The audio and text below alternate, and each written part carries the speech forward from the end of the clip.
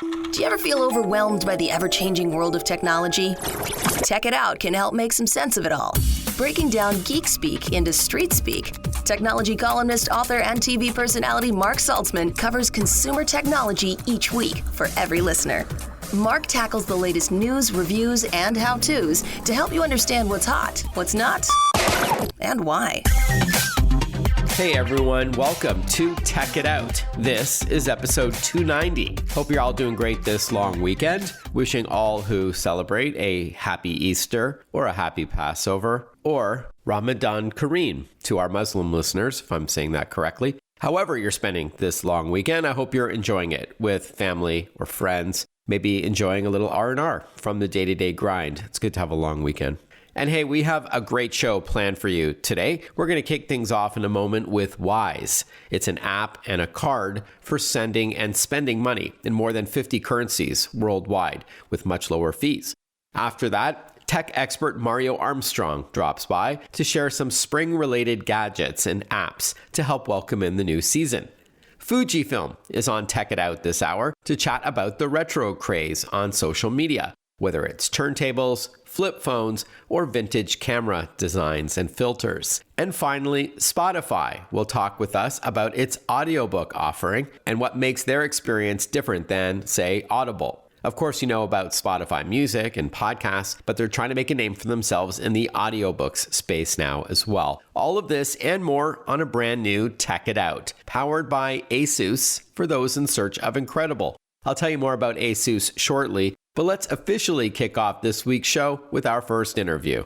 Well, spring has sprung, and so with that, many of us will be planning a spring getaway, maybe even an international trip. Available to use in more than 170 countries and in 50 currencies is the Wise app and card, designed to save you money all around the world. To tell us more about this universal account to manage money without any hidden fees is Bridget Carroll, Policy and Campaigns Lead for North America at Wise. Hi, Bridget. Thanks so much for your time today. Thanks so much for having me, Mark. And happy spring. You too. It's finally feeling like spring out there. And as I said a moment ago, spring is often synonymous with travel. So with that in mind, talk to us about Wise. What's it all about? Absolutely. Wise really is money everywhere. So we're a global technology company with 16 million customers building the best way to move money across borders. And so our Wise account is our typical offering for consumers and businesses to send, spend, receive, and convert money like a local. So as you already said, 50 currencies, 170 countries, one card. And so we're really on a mission to make your life easier and save you money, essentially, when you're living abroad, traveling abroad, or making and receiving international business payments. And so we're really focused on our mission of instant, convenient, transparent, and eventually free cross-border payments. And so with that, we're trying to build for transparency and build for speed. So you bring up a good point. I was going to ask you who the Wise app and card would be ideal for, but it seems like it's not just for travelers. But if you conduct business, with this global economy, it's probably not unusual that you can be from the US, Canada, or the UK, but have a client who works in another part of the world, maybe in Asia or the Middle East or Africa, and you want to pay them in an easy and fast and secure way with fewer fees. I guess that's another application for work, not just for travel. Absolutely. So, we hear from small businesses that payments are actually a huge pain point for them. Somehow today, it's still really complicated to send money to another country, have it get there on time and with the right amount. And so we're helping small businesses do this cheaper, faster, making sure that they can transact internationally, expand, pay for goods and services in different countries, and importantly, with transparent fees. So understanding that the fee you pay upfront, no hidden exchange rate markup, and exactly how much is going to get there on the other end. And so we're seeing today 10,000 small businesses join us every month. Oh, wow. And what's the difference between the Wise app and the Wise card? Why don't we start with the card? Yep. It's a card that allows you to spend money at the real exchange rate. So you will add money to your Wise account, and then from that, be able to spend in euros, pounds, Canadian dollars, wherever you are, and use it like you would a local. Through your app, you can send money, receive money, hold money, and exchange to different currencies, and then that's linked to your card. Okay, got it. And they work hand in hand. And did you say 16 million customers worldwide? Yeah, we're really excited to have, more than 16 million customers 12 years after our founding, and we're saving our customers over 1.5 billion British pounds a year, which is about more than $1.5 billion a year compared to using a traditional provider. So we've seen massive growth. We definitely still have a long way to go, but we're really excited about this. And again, I like the tiny and transparent fees, which is not like what you usually find with, say, banks, where you sometimes don't know what you're getting into. Many of them have these hidden fees that only when it's too late, you're kind of caught up and you're like, oh, I'll just pay it. So I really like that about Wise. All right. So Bridget, why don't you walk us through a sample scenario if you can? Maybe there are listeners who will be sending money to a family member who will be traveling, say, to Europe this summer. How does it work? So sending money on Wise is really easy. It takes just a few clicks. You'll open the Wise app or go on our desktop website, log into your account if you don't have one. Few simple steps to set that up. You tap the currency you want to send, and then you select the send button. To receive that money, we provide local account details. So for example, if you had a son or daughter traveling abroad, they could receive that money in their local currency and then use it directly from there. And with other ways to send money, Bridget, not only do you have to leave the house often to go to, say, a bank or a store like that has a service to wire money, you can do this from home. And instead of it taking a while for that money transfer to go through, from what I understand with the Wise app, it could be as quick as 20 seconds. Absolutely. We believe that sending money should be as fast as sending an email. And so over 50% of all of our transfers around the world are already instant.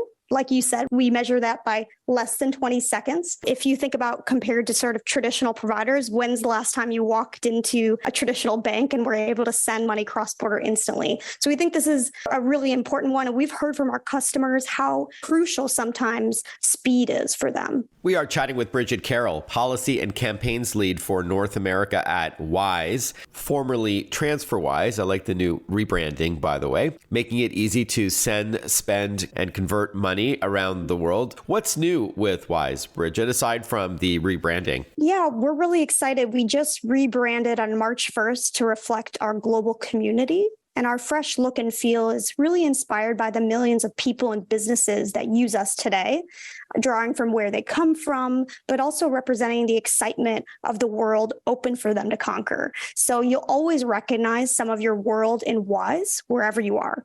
You'll see there's a fresh green palette, a bold new font, and that's actually drawn from global currencies, languages, alphabets, and places around the world. So it really underscores our mission to build money without borders, that global feel. We've covered a few reasons why to use the Wise app. Is there anything we've missed? Especially in the context, we talked about speed, right? So over 50% of all of our payments are instant, cheap, transparent. You know what you're paying. You're not sort of losing money to hidden fees. But also an important one is convenience. So in the context of the COVID pandemic, we saw, the need for fully digital services when you can't go to a brick and mortar to send money. And so I think it's really important that with Wise, you can do everything from the comfort of your own home without actually having to go into a branch. Once you create an account, Bridget, do you need to then send money to like a Wise wallet from your bank account kind of thing? You like top up your own funds before you would send it to, say, a family member who's traveling or a business colleague somewhere else in the world? Exactly. So there's different ways to pay. So I can choose to add money from my bank account, pay in through different methods. You can choose. It's really up to you. And then you can send through Wise. And on the other side, you don't actually have to be a Wise customer, let's say. So if you are sending to someone, they don't also have to necessarily be on Wise. You can send to their local bank account details. So it really is inclusive and accessible in that way of you don't necessarily have to be on Wise. Of course, end to end, that kind of closed loop system means you can know that money's getting there instantly. So when I send money to my friends on Wise, I know it's happening in less than 20 seconds. As we wrap up, Bridget, is there a simplified way to discuss the fees that Wise charges for the service? Yeah, so it's free to open up a Wise account. In terms of what those fees are when you're sending money, we charge 0.66% on average, the transfer amount. So that's significantly less than other providers. If you think about the cost of sending money globally, it's going to be around 6%, so much lower. But how much a transfer costs depends on three things: the amount you're sending, how you pay, and then the exchange rate. And so the more money you send, the more your transfer costs. It's going to be worked out as a percentage. You can actually go on our pricing page on our website and check different currencies and see what that will be really transparently. And then there are different ways to pay, as I mentioned. So it sort of depends on the payment method. And then finally, you're always getting that, what we call the mid-market rate. So a transparent exchange rate. We are never going to mark that up and sort of hide fees from you. So when you go on our website and put in how much you're going to send, that's your fee. No surprises. Okay. And then finally, the best place to get going. How do you recommend our listeners to start? Is it through the app or the website? It's really easy to get started with Wise. You can go to wise.com or download the Wise mobile app to get verified and on your way to everywhere money. All right, Bridget, great to chat with you. Thanks so much for carving out some time to talk to us about Wise. I hope you have a great spring. Thanks so much, Mark. Appreciate it. When we return on Tech It Out, I'll tell you a bit about ASUS, and then Mario Armstrong joins us to share some spring-related gadgets and apps to help welcome in the new season. He's a regular guest on this program, so stick with us. More Tech It Out coming right up after this. Listen to Tech It Out whenever you want. Find the Tech It Out podcast at iTunes or wherever you get your podcasts.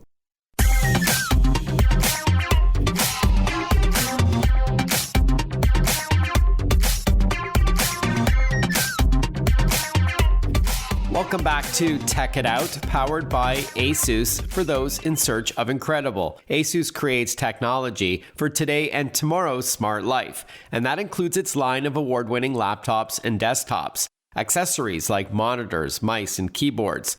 They've got smartphones, tablets, smartwatches, and much more, including a gaming line or division called ROG, or Republic of Gamers. For those in search of incredible, visit asus.com/US/radio for more info. That's asus.com/US/radio.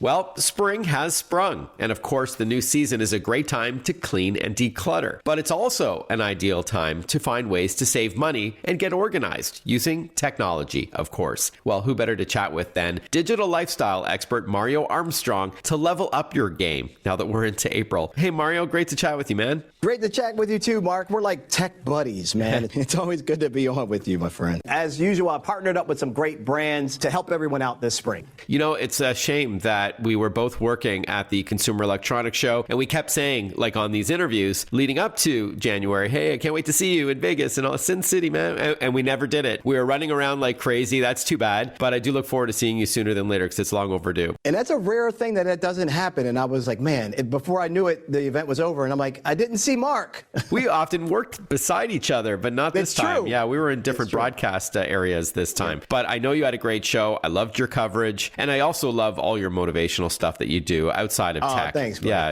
really inspirational. That. Great stuff. Just before we get going, we should tell our listeners that if they are on Instagram, you got to check out Mario and follow him. He's at Mario Armstrong. All right, let's chat springtime. Why don't we start with home entertainment? What's a great option you got? Well, you know, you and I have been covering TVs for quite some time, and it's always really new and exciting to see what's happening in that space. So I really like the new 65-inch Roku Plus Series TV.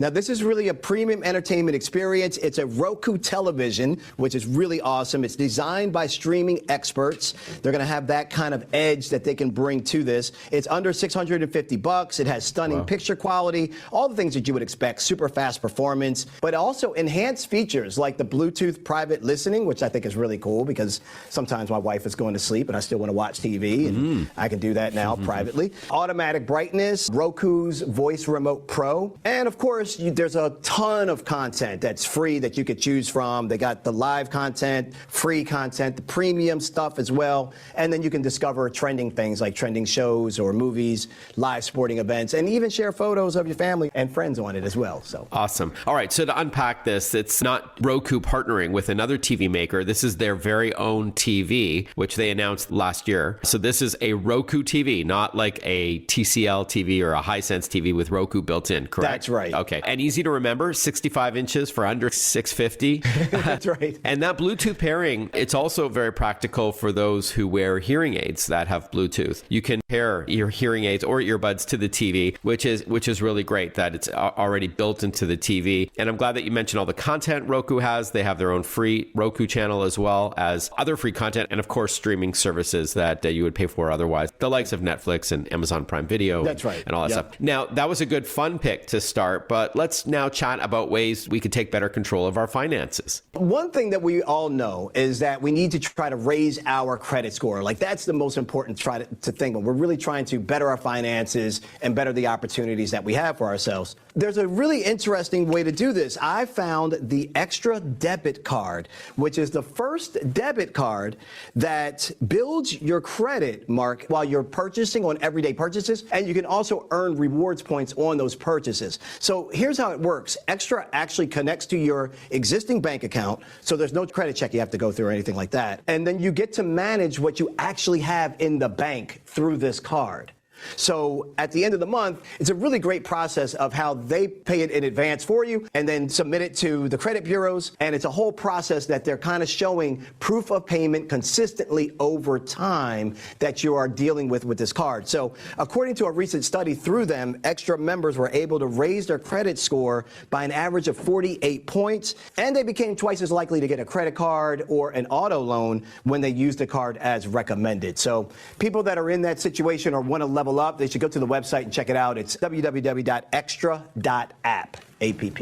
All right, extra.app. And then for the Roku TV, just to circle back on that, it's roku.com, ROKU. So you were just chatting about purchases, which means receipts, which you may want to scan for your bookkeeper or an accountant or to submit expenses to your boss. Right. Yeah, so why don't we end off on a great way to do all that? Yeah, get what you're owed, people. That's what Mark is basically saying. Don't miss out. And so who feels like managing all this stuff? I know I don't. So I love the Epson Rapid Receipt RR600W wireless scanner. Now, this scanner is going to be able to take any size receipt, which is great. Invoices, documents, you can put it all in the tray. Let it do its thing. It's going to scan all of that data and then put the data in the appropriate fields in your favorite software. So that could be Excel, it could be QuickBooks, TurboTax, your favorite cloud storage service, whatever it may be. There's no data entry is the point, and no subscription fees as well. It's under $500, and it's at Epson.com. And speaking of imaging, they also have projectors that are portable. So as the summer arrives in a couple of months, you can bring the movies to the backyard. All right. So as we wrap up, Mario, where can we find more info? So you can go to our website, killerapps.com. We got everything there, links, pictures, video, and more. Plus ways to get in touch with me if you want to reach out and ask a question. Just tell me you were on Mark's show and that's where you heard me. So I know you're part of the family. And also, if you're listening and you run an organization, you're ever looking for a public speaker, a motivational speaker, Mario's the man.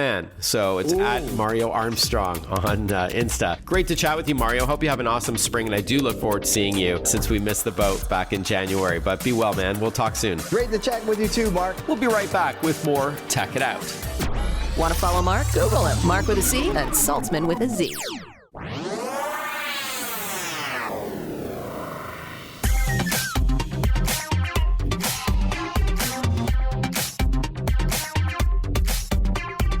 Breaking down geek speak into street speak. This is Tech It Out. Tech It Out with technology columnist, author, and TV personality Mark Saltzman. Welcome back to Tech It Out. Retro is always hot, I'd argue, but I've never seen it so popular as it is now, at least in the tech world. Not sure about fashion, but hey, whether it's teenagers rocking flip phones again, which is part of fashion, I guess. Vinyl has outsold music CDs by almost 3-1 so far this year. And film cameras, or at least retro filters for digital cameras, are also trendy. I think Fujifilm knows a thing or two about this craze. And so here to chat with us is an old friend of the program, Billy Luong from Fujifilm, who's also one of the Fuji guys on YouTube. Good to chat with you again, Billy. How you doing? I'm great. Thanks, Mark, for having me today. So, hey, before we talk about the retro craze, tell us a bit about Fujifilm at a high level. Yeah, founded back in 1935, Fujifilm has been one of the major manufacturers of like photographic film and an early innovator in the consumer compact camera market. Today we use, leading edge tech to provide top quality products and services, and our aim is to really help and enhance the quality of life of people worldwide. And when you talk about the compact cameras, just to be clear, Billy, we're not talking about point and shoots anymore. These are, instead of an SLR, which are typically a larger professional grade camera that you would wear around your neck on a lanyard, these are mirrorless cameras that offer comparable quality. Yes, compact cameras nowadays are considered to be mirrorless cameras and have the ability to interchange different lenses to suit the needs. Mm-hmm. Awesome. So I think a lot of our listeners know about that when it comes to Fujifilm, but maybe it would be fun to ask you what is something that people may not know about Fujifilm.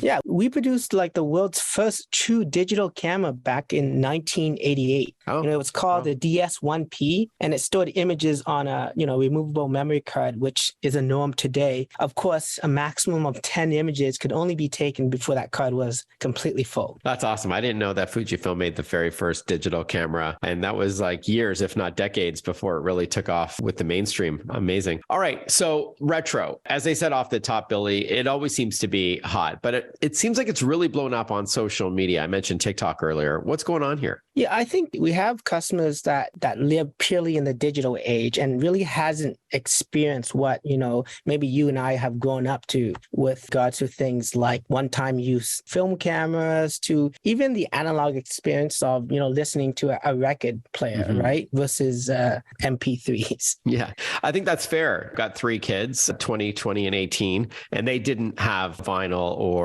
film cameras. So, I remember borrowing a Fujifilm camera where it wasn't film, but the photo would come right out of the camera, or those portable printers and all that. And my daughter thought that was just so cool. It's novel for her, but for me, it's kind of kitschy because it's old school, but kind of neat for kids to have something physical to hold on to, right? In a digital world. I think that's fair. Speaking of retro, Fujifilm has experienced double-digit growth in one-time use cameras, year to year. And I think it's just resurgent back into film photography because no one has experienced film, right? They lived in a digital world. One thing great about Fujifilm is that we have Fujifilm Print Life that is producing this great service, film development service that makes it easy for customers to actually shoot with analog film and get the developments done. And it's easy and it's online. And so Fujifilm's cameras do have filters that replicate that film look. Is that one of the things you're finding now? Yeah, thanks to our film heritage, Fujifilm cameras offer over 17 built-in film simulation modes, including my favorites like classic chrome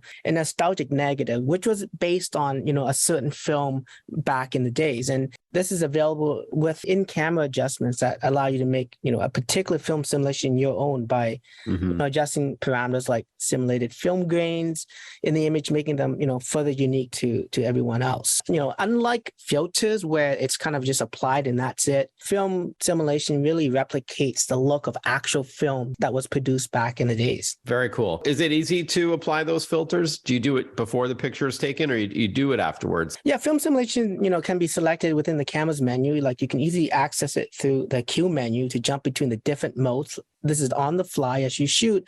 Or if you're shooting raw, Mark, you can use and apply film simulations afterwards, right? So you're not stuck to one look, or you can even edit those raw files through photo editing software such as Adobe Lightroom or even Capture One. And what Fujifilm camera would you recommend? I think it's the Fujifilm X100V that's doing really well right now. Yeah, the Fujifilm X100V has, become highly popular on social and is being, aptly referred to as TikTok's, favorite camera for its analog styling and the ability to produce a film-like look to the images, that are straight out of camera.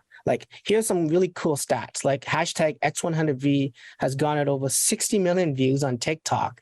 Well, our brand, Fujifilm, the hashtag has over, 490 views, which is, crazy. Oh, wow. This is like a higher end compact camera that you were talking about earlier, like a mirrorless DSLR equivalent, interchangeable lenses as well, or is this a fixed lens? The X100V is a fixed lens, and Okay. it just has that nostalgic look, with analog dials, and obviously offers, great film simulation so that people can experience sort of what a film camera is like without the cost associated with shooting with film, right? Okay. Yeah, cool. The great news is all Fujifilm mirrorless cameras offers film simulation mode, so all of our customers can experience this feature and decide on a model that really fits their style or budget. We are chatting with Billy Luong from Fujifilm. He's also one of the Fuji guys on YouTube. We're talking about the retro craze, whether it's music or flip phones or getting that film-like camera effect on your photos and videos that you're posting to social media, especially on TikTok. We've been chatting about the Fujifilm X100V, which is a premium fixed lens compact camera. I know there are some less expensive options as well. Yes, Mark, our cameras are competitively priced, and we do offer different models, different price points that offers class-leading features, while providing great value. So we do encourage our customers to visit our website at fujifilm-x.com to see different models we offer and to find the nearest retailers that they can check one out in person. I was touching on earlier the instant cameras and the portable printers. Does Fujifilm still offer those too? Yeah, Fujifilm Instax offers a wide range of products from point and shoots to hybrid models and even smartphone printers. People love Instax because they're real film prints, and there's just something magical about seeing photos develop before your eyes.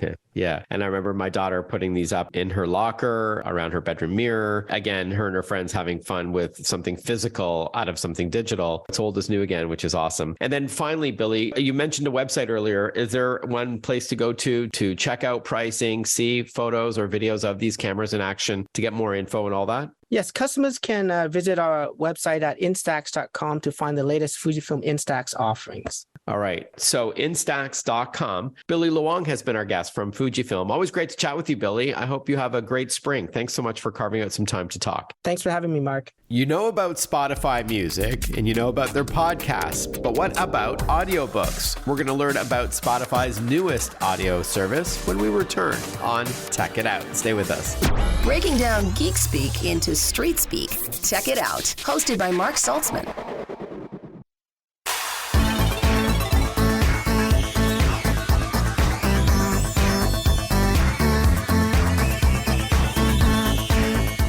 Welcome back, everyone. You're listening to Tech It Out on the Radio America Network. Spotify, of course, is best known for streaming music, as well as a super popular podcast platform. And that includes an exclusive with Joe Rogan, no less. But the company is now expanding its content to audiobooks as well. Joining us to chat about it is Nir Zickerman. He's VP and Global Head of Audiobooks at Spotify. Thank you, Nir. Appreciate your time today. Thanks so much for having me, Mark. Before we talk audiobooks, for those unaware what Spotify is, I can't believe there are many out there who don't know, but why don't we start at a high level, how Spotify compares to other streaming services. Tell us a bit about the company.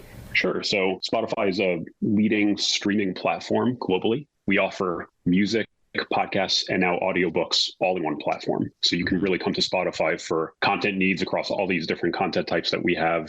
Our model includes a free option for users or subscription options for users as well. And globally, we now have more than 500 million monthly users using the platform. Wow. And I know, Nir, that you're global head of audiobooks at Spotify, but I understand that from a music standpoint, we're talking more than 100 million tracks now on the platform. Unbelievable. It is incredible. And on the audiobook side, we're now also really excited to announce that we've reached a catalog size of 350,000 titles on the platform. So there really is something for everybody to listen to on the audiobook side as well. Yeah, perfect. So with that in mind, let's now chat about audiobooks. So this is now available on Spotify. Spotify launched audiobooks on the platform after being for a long time a music platform and a podcast platform. We launched audiobooks in the fall of 2022 in the US, and we've since expanded to 6 markets, including Canada this week, which we're extremely excited about, which means that users in any one of those 6 markets can now access our catalog of 350,000 titles, search for what they want, purchase it through the web, and listen to it on Spotify, which now officially really makes Spotify your one destination that you can go to for all of your music and podcasts and audiobook needs all in one platform across your your many devices. How do you find audiobooks on Spotify? You just do a search, or is there an actual section that you can browse if you're not sure what you want to listen to? We can do both. So first of all, audiobooks are featured on your home feed, which is the main destination that you'll see when you open up the Spotify experience. Among other recommendations for music and podcasts, we also have audiobooks now featured and recommended in your home feed, as well as a dedicated audiobooks feed that you can access from your home feed if you click on the icon that says audiobooks. That filters down that screen just to an audiobook recommendation experience. But in addition to that, if you have a specific title in mind, a specific author in mind, like I mentioned, we have 350,000 titles now, so you can search the entire catalog as well. And when you do find an audiobook to listen to, you can go and purchase that audiobook through our web experience and then return to the app or to any one of your connected devices and listen to it there. So whether you're on a computer using the Spotify web app or desktop app, or you're on a mobile device, an iPhone, Android, or a tablet like an iPad, process is similar. You can browse or search. And then when you do land on something that you want to listen to, let's just clarify that. With a regular Spotify subscription, all of that is included in your monthly costs. So depending on whether you have a single plan or a family plan, a student plan, what have you. But when it comes to audiobooks, let's just clarify, you're purchasing rather than, let's call it, renting that content. Is that fair? Sure. So you're purchasing the title outright. This is analogous to you walking into a bookstore, buying a book off the shelf. You have access to it. You're the one who owns it. You're not renting the book in that sense. So you can take as long as you want to listen to it. And like I mentioned, you can listen to it across your many connected devices that use Spotify. We did a lot of user testing and user research to understand the industry and what our existing users. And like I mentioned, we have over 500 million users globally now, understanding what the best way to go to market was. We do plan on offering additional models for access in the future. We're exploring those now, but we felt like the best way to go to market with an initial offering would be to allow users to purchase books individually. Okay, got it. You need to have a Spotify account, but you do not need to have a subscription. So you can be a free user who accesses our music catalog with our free user experience where you'll hear ads, for instance. Right. You don't need to be a paid subscriber in order to search and purchase audiobooks. Thanks for that clarification. You did say right off the top, Nir, that your 500 million subscriber base are both paid users like myself, as well as those who access it for free with ads. So that's great to know. I would think that Audible, which is owned by Amazon, would be your biggest competitor. Is that fair? And why would someone consider using Spotify for audiobooks? I think the really powerful thing about Spotify is that it's already the platform of choice for music and podcasts for 500 million people globally. Now, we haven't reached 500 million people with our audiobooks offering yet. We are going to be expanding to more markets, but as I mentioned, we started off in 6 as of right now, including Canada and the US. Mm-hmm. But the ability for a user to now access on their platform of choice for music and podcasts, now also access audiobooks, is an extremely compelling value proposition.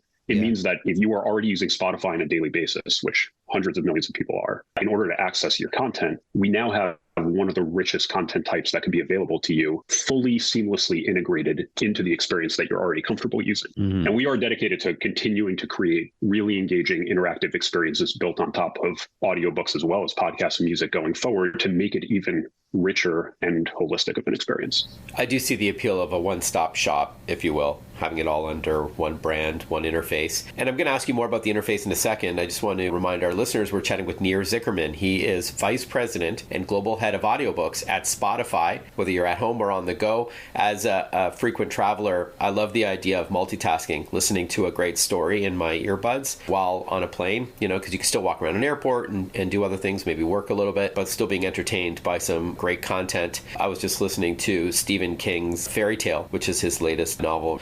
More with Nir from Spotify when we return to learn more about audiobooks on the platform, including its interface. There's some pretty cool things you can do while you're playing back your books, such as adjusting the speed and all that. We'll talk about why and how to do all that. So stick with us. More Tech It Out coming right up after this short break. This program is powered by ASUS, for those in search of incredible. Head over to asus.com/US/radio to check out its latest ZenBook family of laptops, cutting edge stuff. We'll be right back to continue chatting with Spotify when we return. Stay with us.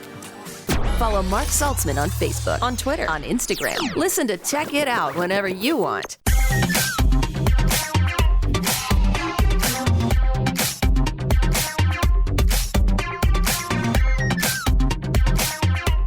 before we continue chatting with Nir Zickerman for a few more minutes. He's VP of Global Head of Audiobooks at Spotify. We cover cybersecurity a lot on this program and how you can best protect yourself in the digital age, even if you're not super tech savvy. Well, one part of the solution is securely shopping online. And so I'm thrilled about my partnership with Visa on Tech It Out, as they've made some significant investments in fraud prevention over the past few years, to the tune of about $10 billion.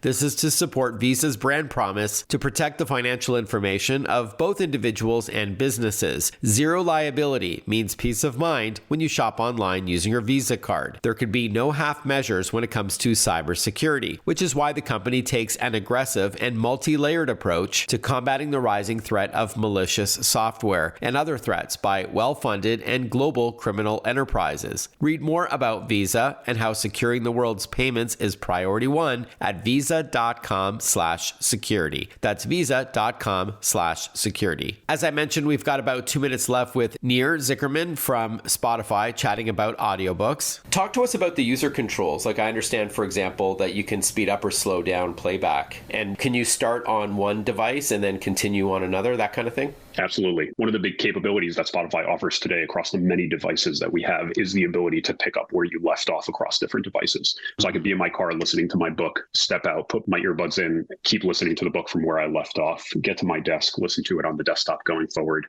It's a really seamless experience across our devices. You mentioned speed control as well. We absolutely have that. We have sleep timers. We have now also integrated the ability for users on the platform to rate titles so they're easier to evaluate before you actually purchase them. All the features that you would expect are core user experience features that we would have to have. They're there built on top of the great Spotify experience that users already know. And we are working on a lot more really exciting ways to engage with audiobooks as well. I can't share anything specific yet, but I can tell you that what we have today is definitely just the beginning. All right, we'll have to have you back for that. As we wrap up, Nir, how much does it cost to buy audiobooks? And is there any kind of free trial or anything like that? So the pricing varies by title. It is determined by the rights holder that puts the book on the platform, whether that's an independent author or a publisher. They'll set the title, and so it does vary. There is no free trial for audiobooks specifically, but users do have the ability to play samples from any one of the books, of the 350,000 books, to listen to a few minutes of it before they actually decide whether or not they want to purchase it. Cool. And as I mentioned, users with free Spotify accounts also have full access to make audiobook purchases on the platform. So you do not need to be a Spotify subscriber in order to access this. You just need to be a Spotify user, even one with a free account. Very cool. All right. Best place to get going is obviously the app or the website. What would you recommend, Nir? Launch your Spotify and go there and start searching for your favorite book and just start listening. As I mentioned, you could start listening to a sample. You don't need a paid Spotify account. You could be a free user. And so just signing up for a Spotify account, if you don't have one, being able to search the entire catalog, it's a great way to get started. All right. Awesome. Spotify.com, or just go to the App Store or Google Play Store. Nir Zickerman's been our guest. Thank you so much, Nir. Congrats on the launch of the expansion, I should say, of Spotify audiobooks. Very exciting. Thank you. Thanks so much for having me, Mark.